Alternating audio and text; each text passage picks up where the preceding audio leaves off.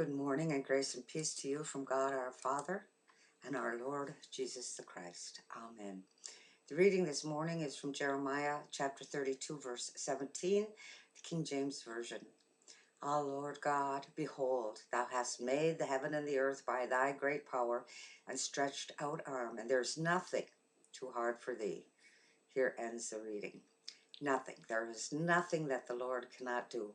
He is the creator of heaven and earth. Humankind messes around creating this and that, thinking that they can even replicate humans by cloning. The Lord sees and hears all that we attempt to do. We are not God.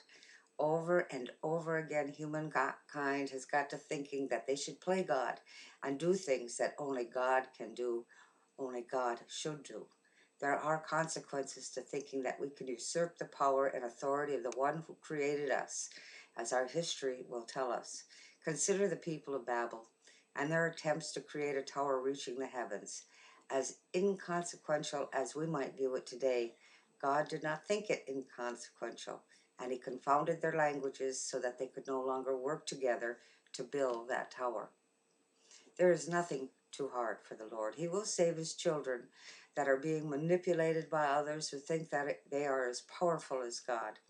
Well, I'm guessing they really don't believe in or know God anyway. They think he's some sort of fairy tale and they can do whatever they want. They're mistaken. There are consequences to using God's children to build themselves up. There is only one God. Nothing is too hard for him.